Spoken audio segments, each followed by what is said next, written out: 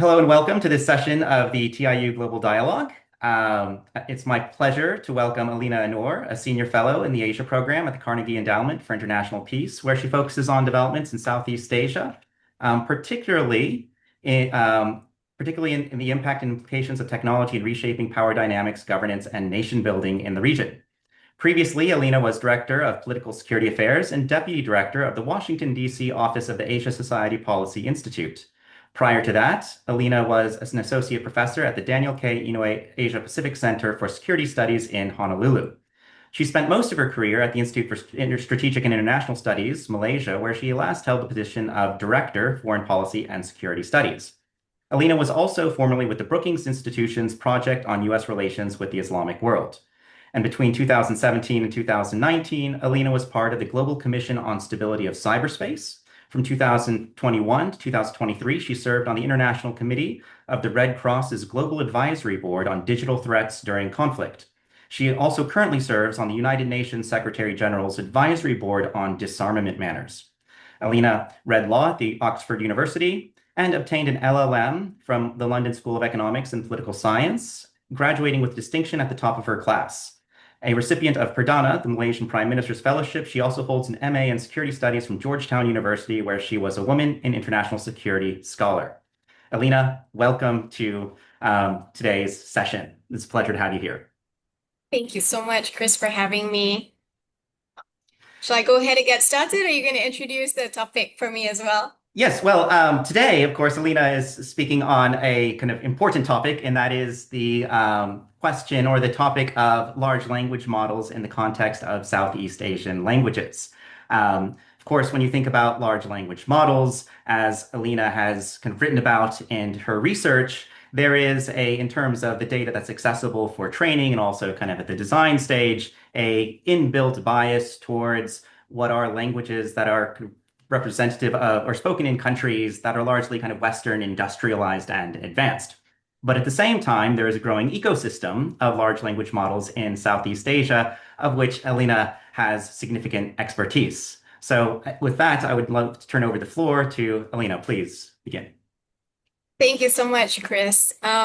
So I should add from the very beginning that a lot of my work on AI and any data-driven technology in Southeast Asia primarily is focused on the socio-technical aspect of these technologies. And what that means is the social angle is often forgotten in Southeast Asia, but it forms a really fundamental, crucial part of any data-driven technology in Southeast Asia. I'll give you a really short example before I dive straight into the paper that Chris so kindly introduced. Data about us as individuals, whether it's our hair color, whether it's the color of our eyes, the tone of our skin, all that relates to our genealogy. It speaks a lot to our family ties. It speaks to our lineage, our ancestry, our history as a family, as a community. And even though this might seem like just a statistical point on many, official documents, whether it's census surveys or whether it's other forms of official documents, any form of data is social. There cannot be data points without social interactions. And so I think if we keep this in mind, we start to understand how important it is to think about technology, not in purely technical terms, but in social and relational terms. So there's a really nice equation that I like that was proposed by this African scholar on AI. He's a computer scientist, and he used to be at Harvard.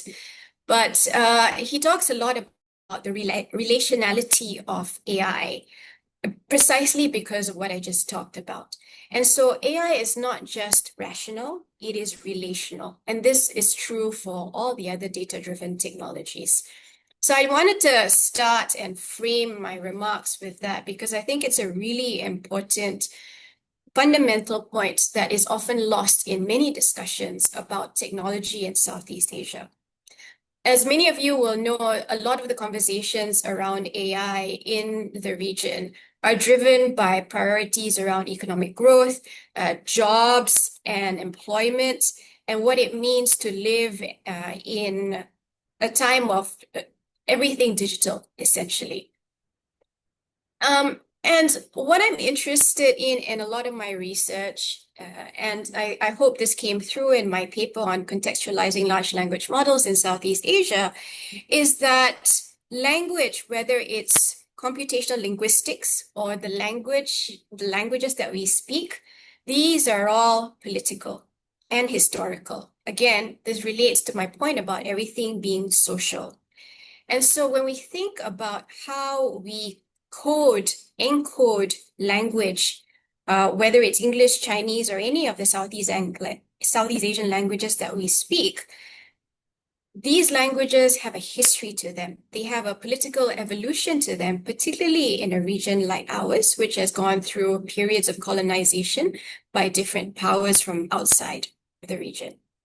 And so that sort of frames the landscape of the development of language models in Southeast Asia. I wish I could ask all of you by a show of hands, how many of you have used ChatGPT in English and in your own languages, in your own mother tongues, and how many of you have also used local language models that have developed particularly over the last 5 years in Southeast Asia. And it'd be really interesting for me to see the results and to hear, if possible, of any comparisons that you might have.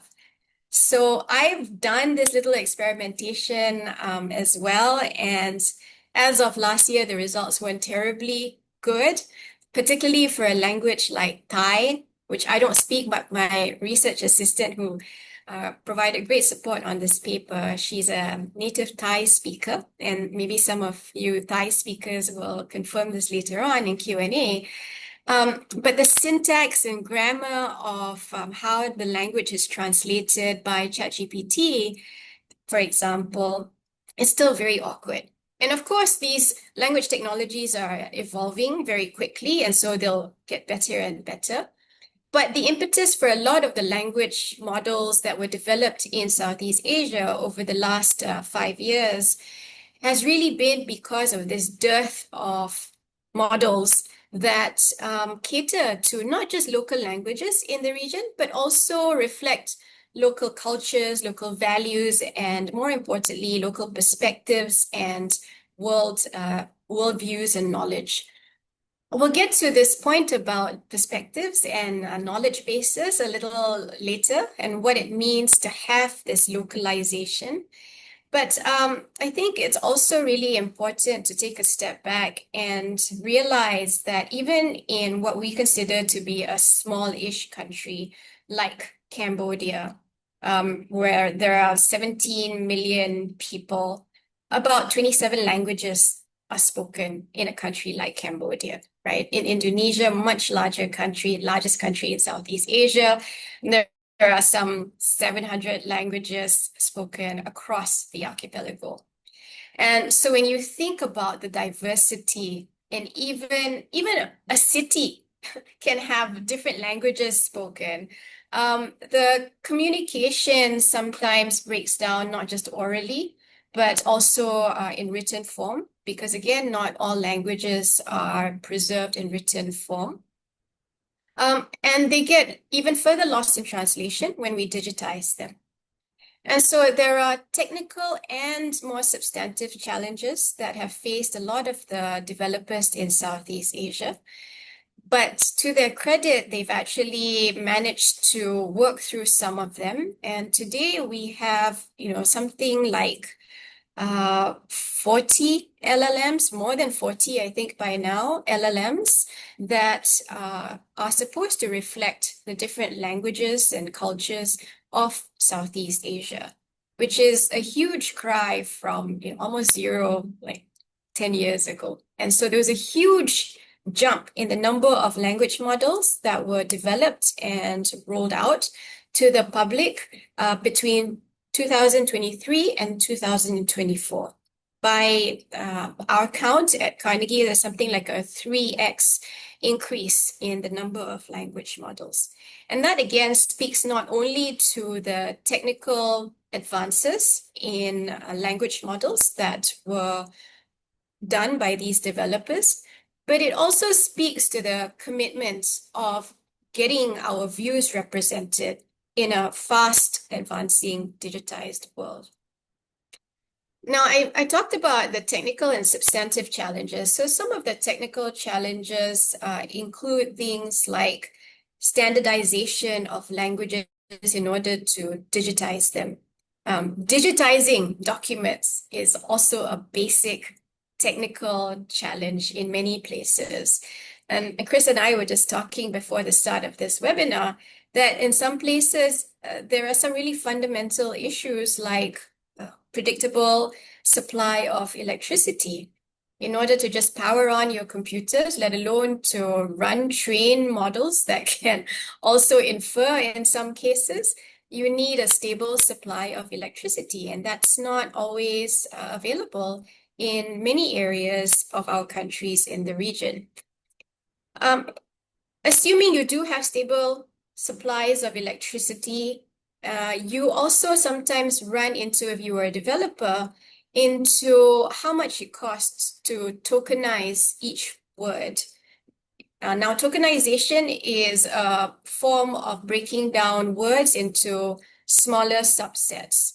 And so let's say the word wind, right? Depending on the language, that can be broken down into sometimes even 2 or 3 tokens. There is an example that I offer in the paper, the research paper that I wrote with my RA, where the Vietnamese word for right, một, is more expensive than the English equivalent for whatever reason. And these reasons are attributed to the design of the model, to just the capacity and resources that are available to tokenize different languages. It could be anything. And so there's this certain level of arbitrariness about how costly it can be to tokenize local languages in order for them to be readable in an AI system. For me, the more interesting challenge is in what I inadequately call some of these substantive complexities. We often assume that when we translate languages, whether it's from English or from Chinese, which are the world's largest spoken languages right now, and on which a lot of the commercial language models are trained, we assume that there is a one-to-one parity in terms of the translation of these different words. And as many of you who are multilingual will know, that is definitely not the case, right? There's a lot that gets lost in even the translation of one word. But even phrases that we've taken for granted as understood, because we all communicate in English, therefore we understand the term in English to be almost its equivalent in the local language. Terms like sovereignty, terms like territorial integrity, these are all uniform terms that are used regularly in international law.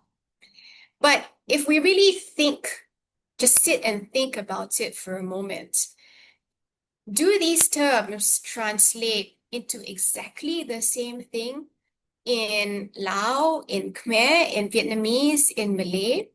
Or are these terms more modern in their evolution in our local languages?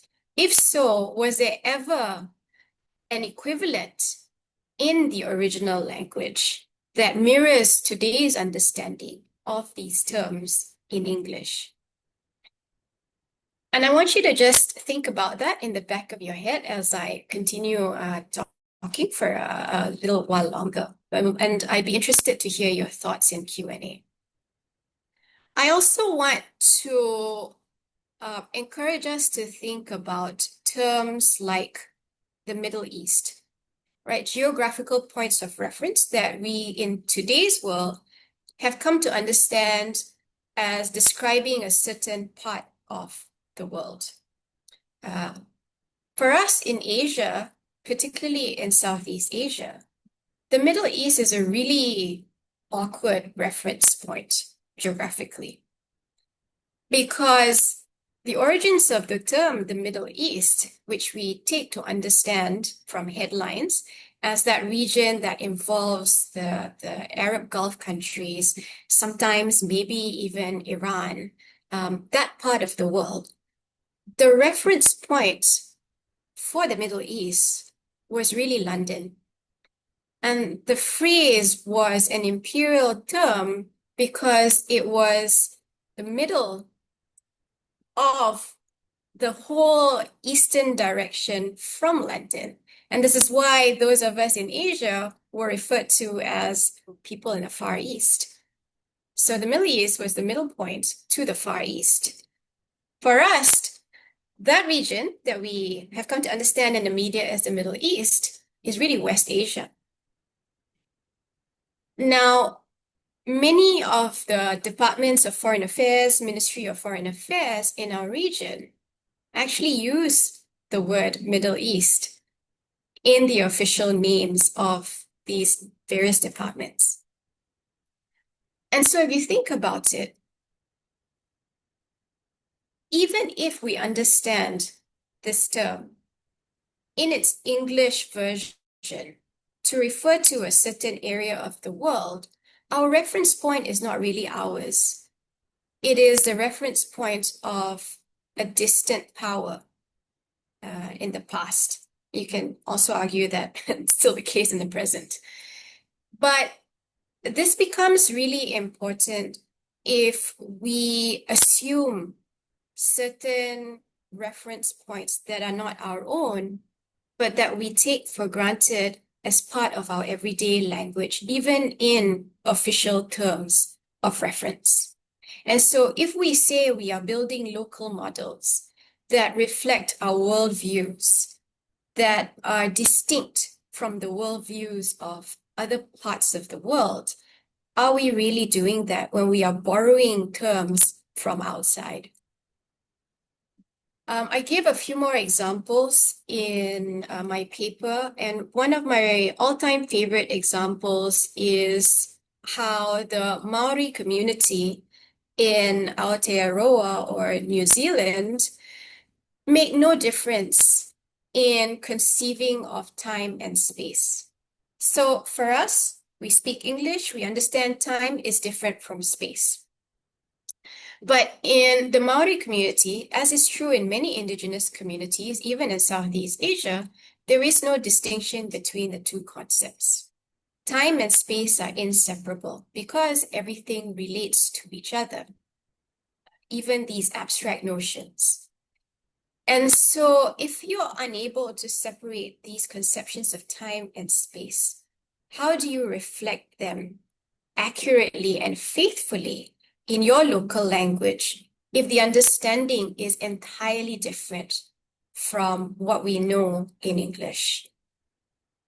I know this sounds a little bit abstract and philosophical, but it really gets to what we understand about knowledge and the bases of our knowledge in Southeast Asia. And for that, we have to understand our history, our traditions, how our understanding of the world has come to evolve over time. Language changes, yes, it evolves because of, again, interaction, engagement with other communities, other societies. But if we are pitching the language models that we're now rolling out to say, hey, these are reflective of our culture, our perspectives, are we really reflecting them authentically? We can talk more about different examples, including in Indonesia, where there have been translations of Javanese history by colonial masters that understand Javanese history very differently from the Javanese themselves back in the day. Stanford Raffles, I give as an example in my paper, documented the people of Java and all he saw in Java when he was administrator there from his standpoint, his bias, because he wanted to present the idea that the Javanese were a relatively civilized society. in his thinking because they had different tiers of society. There's a hierarchy to Javanese society that reflected a certain level of sophistication in society even back then. And this was what he was going to present back to London. Now, the Javanese might see things a little differently. I don't know. I'm not a Javanese historian.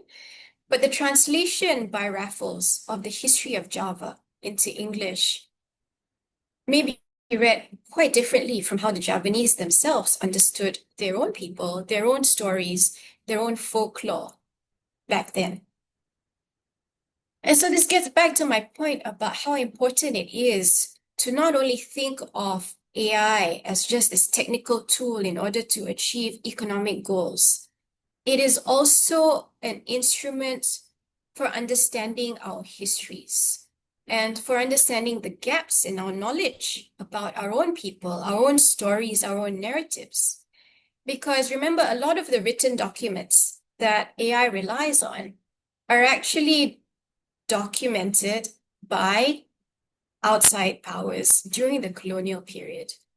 And so a lot of the narratives about us that still stay till today, that we have ourselves imbibed and internalized. Malaysia, I'm a Malaysian. You know, we still use the ethnic categorization of Malay, Chinese, Indian, other that was left to us by our British colonial administrators. And we still use this in official documents. And these documents are the ones that are going to be training our AI systems. And so we are still in our minds and in our society, Malay, Chinese, Indian, or other, even if we did not always see each other in quite those stark terms. And so if we say that these local models are meant to represent our society, is that really the case? I don't want to go on at length because I hope that there'll be more of a conversation.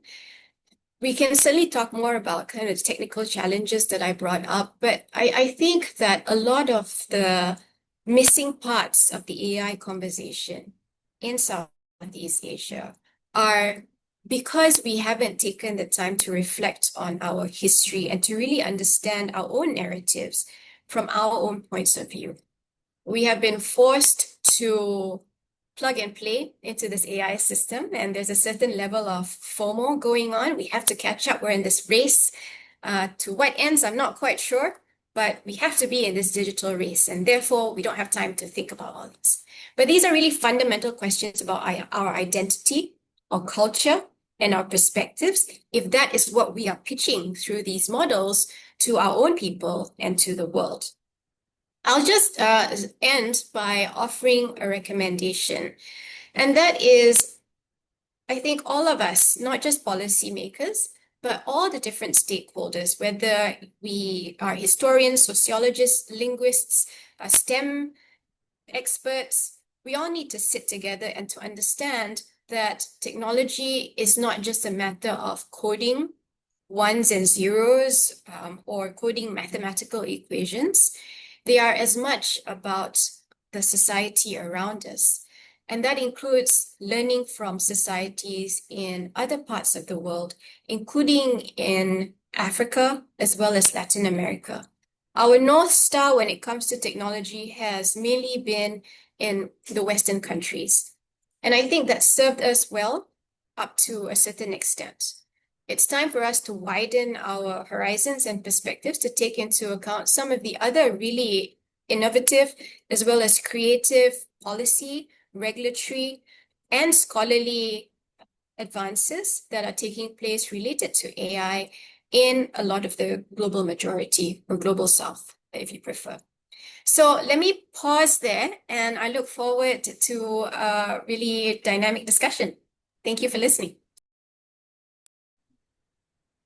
Thank you so much for that wonderful presentation. And I think one of the things that you really emphasize and that comes out in your work is that, of course, LLMs are much more than the tool that many of us see them as, but they are in fact kind of arbitrating or kind of defining our way of knowing about the world, right? Kind of how we make sense of the world, how we know about the world is increasingly filtered or kind of brought to us or produced by these LLMs, which have their own particular genealogies and own particular kind of things that they see and also things that they don't see. And so it makes this kind of research not just relevant, of course, to Southeast Asia, which was the kind of empirical heart of the research, but also kind of more broadly to other regions in the world today where similar conversations are surely happening.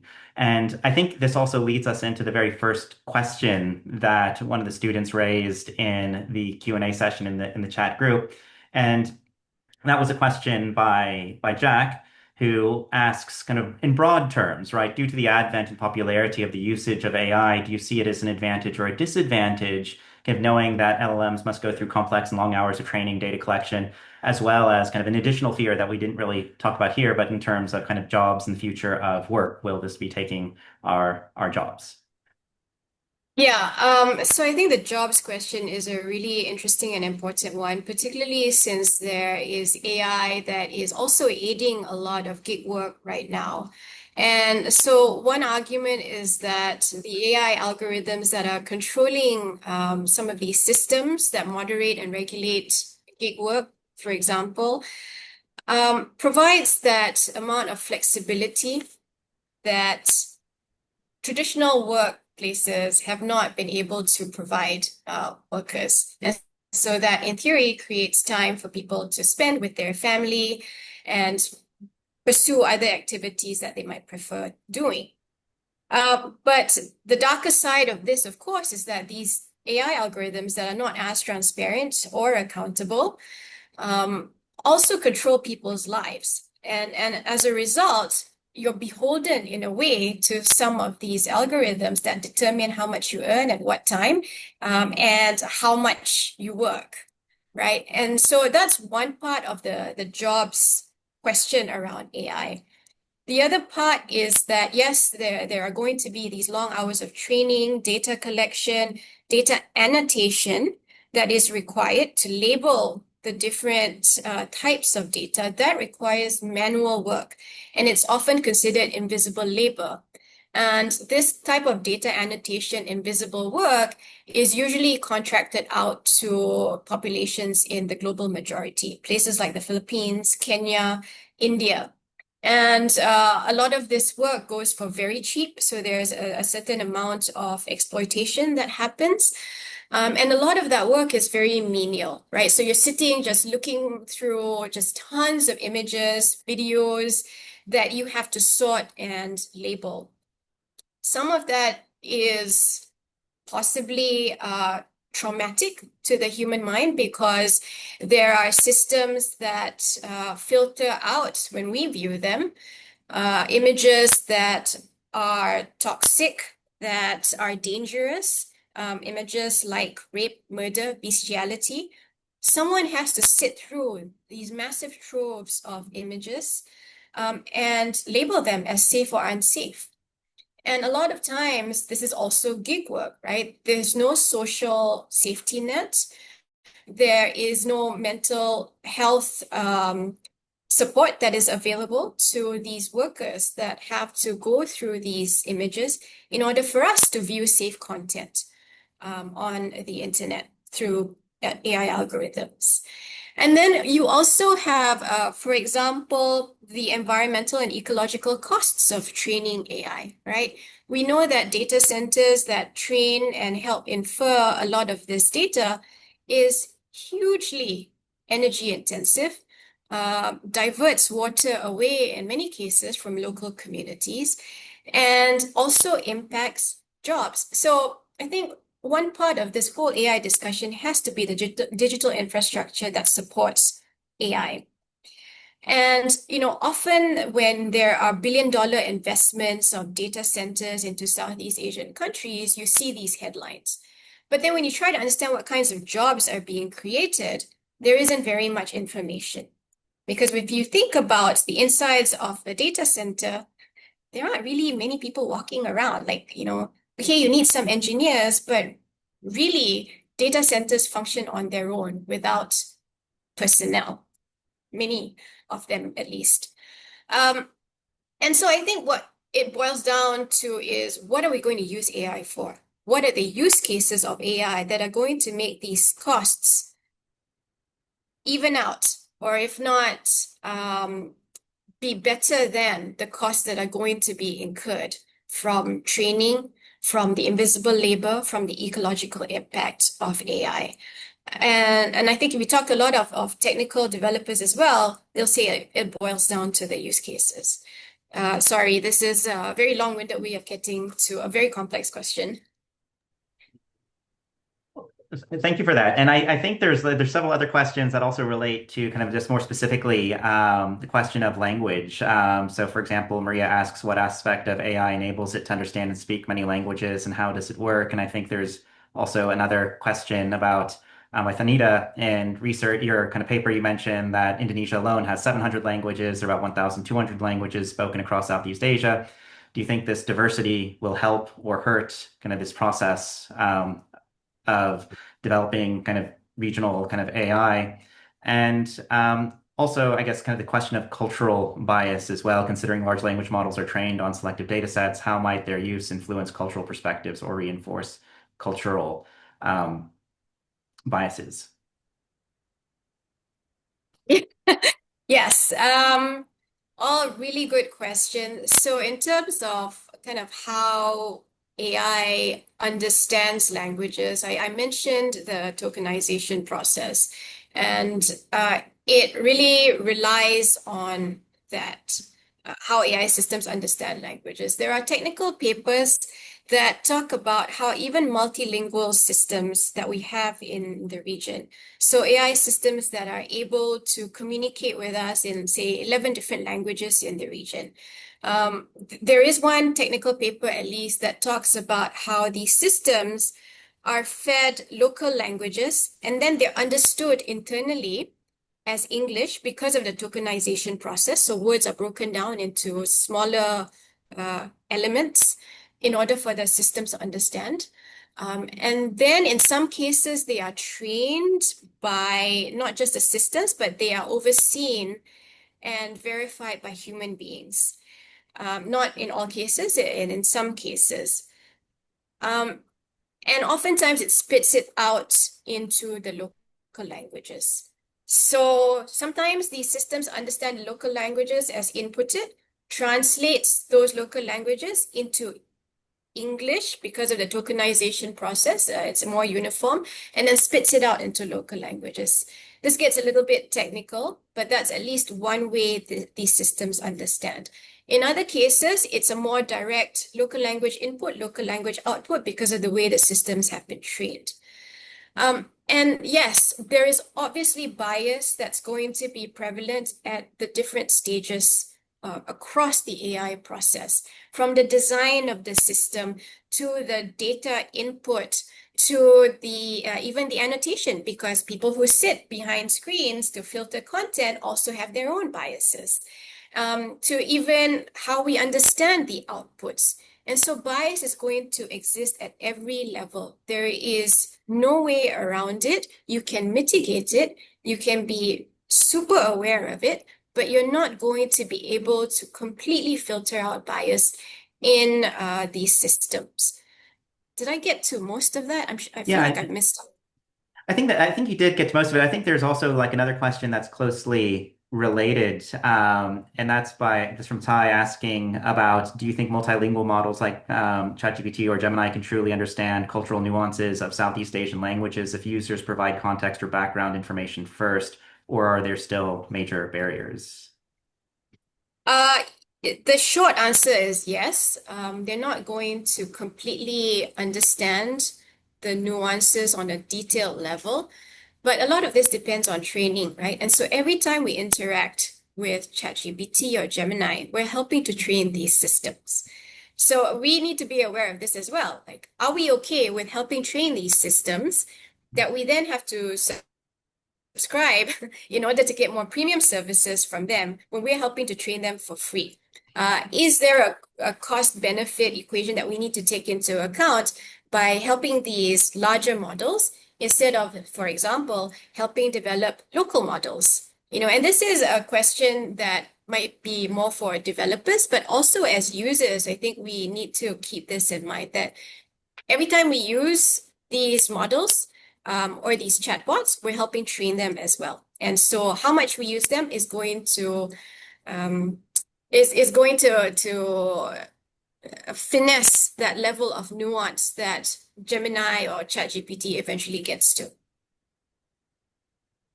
And kind of in taking a slightly different tack, Craig is asking about kind of a lot of countries promote one national language to unify different ethnic groups. And in multilingual societies, language can be associated with ethnicity, religion, or religions. If an AI system doesn't speak a certain language in said country, do you think people may feel excluded or see it as politically biased? Yeah, this is a difficult question, and that's why I say language is political, right? If you look at the decisions in the 50s and the 60s in countries like Indonesia, Malaysia, about what the national language was going to be post-independence, these were all very political decisions. And for sure, they marginalized certain communities. Even in Malaysia, the term Bahasa Malaysia, the Malay, okay, the translation of this is also political, right? So the national language of Malaysia is technically, linguistically correct. The term is Bahasa Melayu, right? Language of the Malays.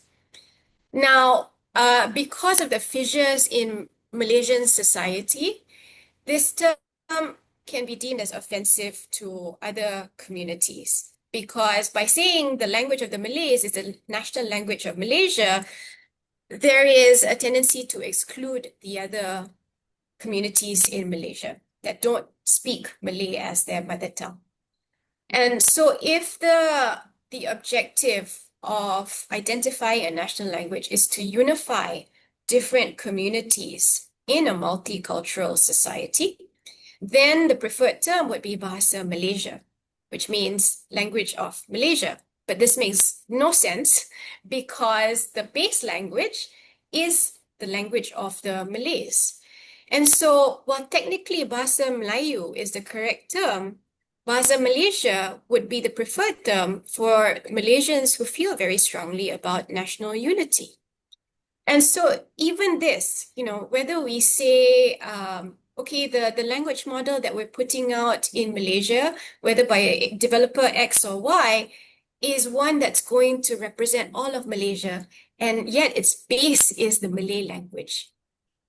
Does this unify, or is this going to be more divisive in Malaysian society? That largely depends on other factors in society outside of AI, right? But I mean, the questioner is absolutely right. It has a possibility of further entrenching divisions or in the end, unifying them. And it really depends on what data is being fed and what we want these AI systems to be used for. Cool. And I think Yuri and Kin also have kind of policy questions here, and they're looking at what role can governments play in ensuring that localized LLMs reflect kind of local or regional values. Have any governments in Southeast Asia already begun to take concrete steps in this regards? And kind of if so, some examples. And also, what impact do you think LLMs will have on politics and also misinformation in the region, which is another big question. Yeah, huge impact, right? And I think a lot of this is seen in deep fakes and the AI-powered misinformation, disinformation campaigns, particularly around political elections that take place in and around the region. And so the potential for a lot of social division and social friction is there. But I don't want to be, completely pessimistic about it. I think if we're aware of these issues and these risks, then we stand a better chance of mitigating them or preventing them from the get-go. So in short, technology is technology, right? How we use it is what makes a difference. Great. And also kind of examples in terms of like digital cooperation, kind of in the or policies in the region. Yeah, there's quite a bit of digital cooperation happening. So, for example, some of the models, the larger language models that have taken off in Southeast Asia, primarily rooted in efforts led by Singapore with the contributions of developers from around the region. So there is SeaLLM, which is an initiative of 11 different regional languages that is spearheaded by AI Singapore with private sector cooperation, as well as obviously developers from around the region. There are also at the policy level guidelines that are at the ASEAN level, helping to guide some of the ethics and policy frameworks around how to use and how to develop AI. A lot of these governance frameworks, whether they're ethical AI guidelines by ASEAN, generative AI guidelines also by ASEAN, a lot of this is a replication of the other models that are out there, primarily UNESCO, but also OECD. Um, the the slight risk with this is that it becomes a copy and paste model. And so, we hear the terms transparency, accountability, fairness in ASEAN documents around AI. What does this mean at the operational level in each different ASEAN country? Could mean very different things, right? But at the broad umbrella policy level, there are these guidelines for countries to take back to their capitals and to say, okay, we will work on this and we will interpret and contextualize this to our different needs and priorities. There's a fair bit of other digital cooperation around aligning or harmonizing different rules related to digital transfers, data flows, for example. So a lot happening in ASEAN, right? But it's going to take time to show results. Excellent. And you have triggered a lot of questions amongst the students. So just kind of compressing some more, I think like Namu and Taji, kind of bringing these two together. There's conflict with the Western narrative in other languages, but what about domestic political tension and who decides to interpret or represent these language models? In diverse societies like Southeast Asia, do different government types and internal politics affect its accessibility and exposure? Yeah, so I mentioned transparency as one of the guiding principles of AI, right? And very often with AI systems, transparency of data is almost impossible because it's big data.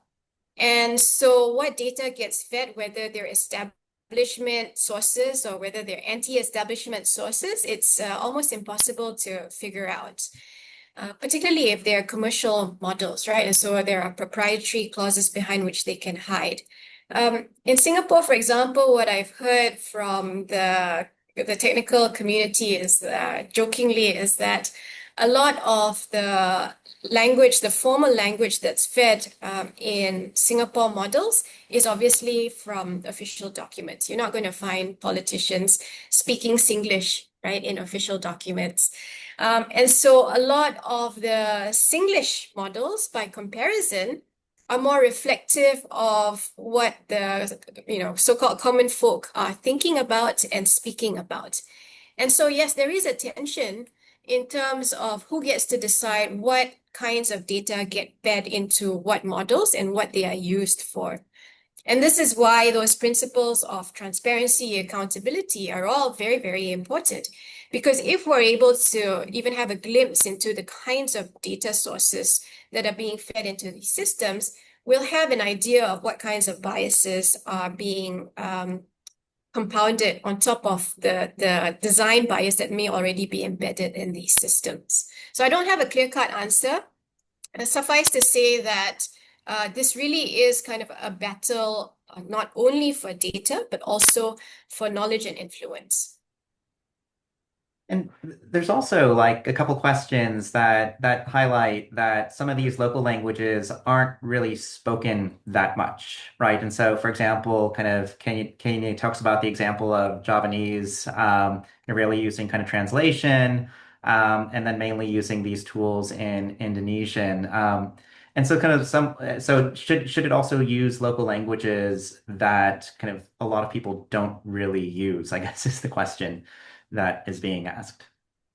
Yeah, actually, Javanese is one of the main languages that many models in Indonesia use. Sundanese is the other, but I think if you look at maybe the Bugis or Madurese, which are spoken by a smaller set of population in Indonesia, these are all important to reflect local cultures and the diversity of Indonesia, for example, the question goes back again to, okay, what are these going to be used for, right?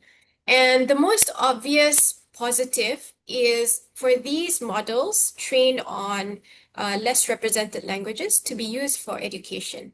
There are many studies about how children learn much better in their mother tongues and are able to get through school more efficiently if they learn first and foremost in their mother tongues. So if your mother tongue is Javanese, you absorb knowledge a lot easier as a child if you learn in Javanese, according to these educational studies. And then maybe when you're slightly older, you get introduced to Bahasa Indonesia, and then you're able to pile on the different languages. But if you are a Javanese speaker who's not been exposed to Bahasa Indonesia from a very young age, if you are taught Bahasa Indonesia in school, in primary school or in kindergarten to begin with, you might struggle later on in your primary schooling years or in your secondary schooling years, according to the educational studies. And so these models are not going to be large models, right? They're going to be smaller models, and they're going to be used for more specific use cases that are going to benefit the local community, the population. But because of the data quantity as well as quality, you might not get the best representation of that language. And so you have to allocate your resources very judiciously in order to get the best outcomes for these much, much smaller models.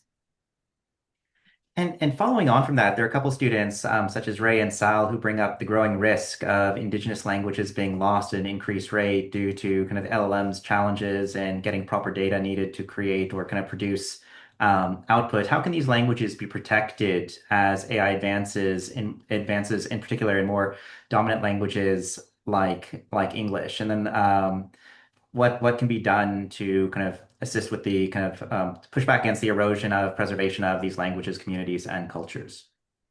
Yeah, I think the more basic question is, should these languages be preserved in the AI space? The assumption is that all the different languages should be reflected in AI systems. And sometimes there are communities that feel very strongly that that should not be the case, right?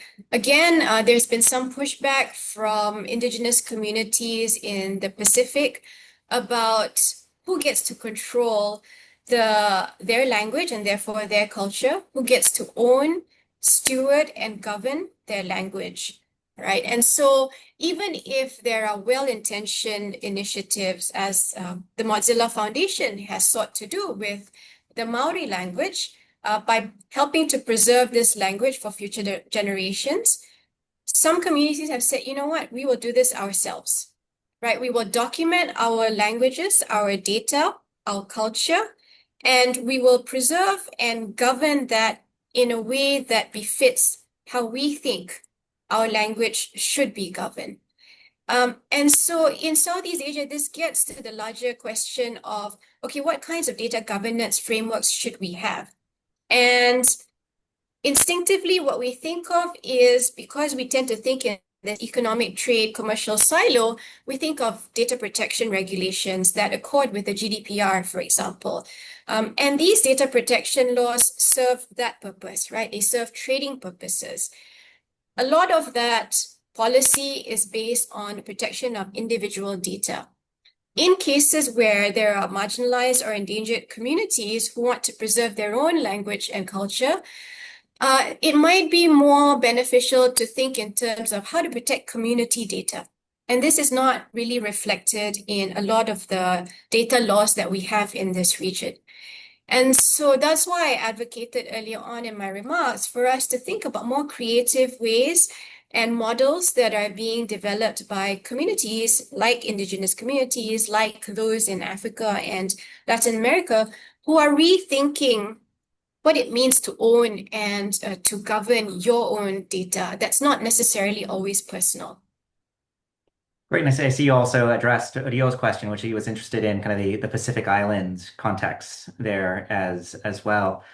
There's another question about emotions, right? How we speak it and also kind of indirect language as part of how we communicate our closeness and your thoughts on whether these models will ever learn to read between the lines, kind of like humans do. So how good will they be at mimicking humanness, even if the LLM has studied kind of a specific language? That's kind of just question. And kind of related to that, I guess, and kind of emotions, because you mentioned kind of time and space. There was a follow-up question about just kind of, could you say more about what you mean about that distinction between time and space and how it's conceptualized?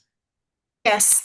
So an important part of communication is what is unsaid, right? And a lot of AI systems only capture and interpret what is documented, not even just what is said. And so what developers are now doing, including in the region, is to come up with multimodal models, not just language models that are based on written languages, but also how we read facial expressions, bodily gestures, what is unsaid, right? And a lot of Asian languages are communicated through what is unsaid. Now, the scary thing is that then this requires a reading of our faces, of our biometric features, our eyes, our smiles, everything, right?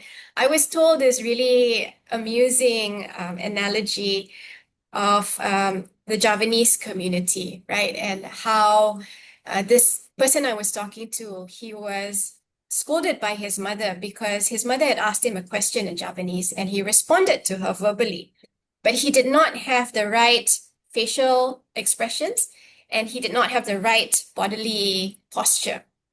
And so that was not complete communication in a way that his mother expected. And so he was scolded very roundly for that. Now, whether multimodal models are going to be able to capture all that in its essence and its comprehensiveness is going to be a work in progress. Whether we want that to even be the case is also another important question to consider. Do we want all facets of us, our persona, our culture to be represented in the digital sphere through AI, right? That's something that we have to think about. So I don't have an answer for that, but suffice to say that there are multimodal models that are being developed. Whether we want them or not is a different conversation. Now, the question about time and space. So as I alluded to, it's not just a Maori thing. It's also something that's conceived of in Balinese culture, for example, right? So in English, we think of time and space as two different concepts. And when we think of time, maybe we think of the clock and our watch. And a lot of that is guided by productivity expectations, right? And so as I understand it, Pakeha, the settler community that came to New Zealand, really changed the concept of time for the Maori community during the Industrial Revolution because it was all about maximizing productivity and output within a certain time frame for capitalist reasons. Same thing with space, right? When you think about property law and how property is divided into parcels of land to be owned, to be controlled, to be managed by someone for a particular purpose, this is very different from indigenous conceptions of space for all. I lived in Hawaii, and in Hawaii, beaches are public. They are public spaces, regardless of whether there is private property fronting that beach. There needs to be public access to that beach because that beach is for everyone. And so there are very different conceptions of time and space for different reasons, right? For many indigenous communities, the landscape, the ecology, the environment is part of the being, and they are completely inseparable. We have come to think of, this is very Cartesian, right? From the French philosopher René Descartes, this division of man from nature. Therefore, man is to control nature. And this is also how we have come to think because we have been thrust into the modern world where we just have to plug and play into the system that's already been there for us.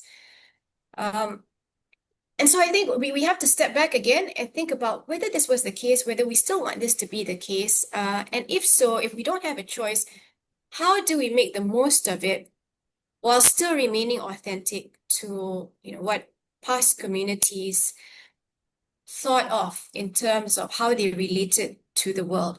And this then gets to kind of the environmental preservation that is slowly being denuded by AI's digital infrastructure.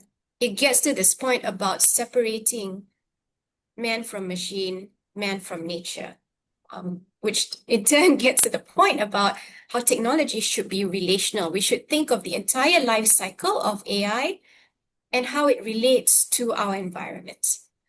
I hope that kind of answers it, but I'm just going to add a brief point about Balinese culture. As I understand it, uh, history in Balinese is not a linear trajectory. It's not past, present, future.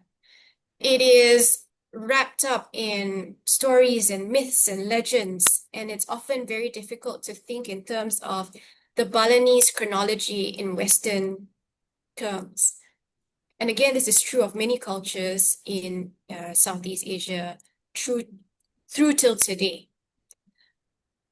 How we reflect this in AI is going to be a more complex process to undo because it involves, again, very basic philosophical questions about how we think about the world and ourselves. Absolutely. And I think it does raise this kind of question of just this dominant kind of one way of knowing, right, being reproduced and kind of alternative pathways and alternative ways of knowing about the world and how they interact with each other. I think we've got just a few minutes. So just like one last kind of question to wrap up. Thank you everybody for posing your questions. Hopefully if they were not directly answered, we indirectly got most of them. But the last question is a lot of students who are kind of here listening are from Southeast Asia. And so I guess um, one is asking us, as Southeast Asia builds its own technological and linguistic agency, how can students studying abroad, for example, students kind of here in Japan, contribute to that momentum when they return to their home countries? This is A difficult one, yeah. a question, right? And I think we have to unlearn what we've learned in order to relearn. Sorry, I feel like I'm speaking in like really abstract terms, but I'm going through this process myself, right? Most of my education was done abroad, and I've now come to try to unpack all of that in order to get to what I feel um, should be questions asked in the region. Because very often, as I mentioned, it seems as if we're in this race, and this race is directed in only one pathway, which is economic development. But what is economic development? What is development? How do we even conceive of development, right? And so when we bring these ideas back to Southeast Asia, I think we have to be grounded in our own histories and our own knowledge perspectives from the past. And this means asking really uncomfortable questions about ourselves, about what we learned, about what is truth and not, especially in this age of disinformation. So no straight answer, but I think the more we learn from each other, the more uncertain we become. And I think that's actually a good thing in educational terms. Wonderful. Well, Elina, thank you so much for joining us today for this session. We've just reached 1 hour, so that concludes our session for today. Thank you, everybody, for attending as well. That this will wrap up the webinar.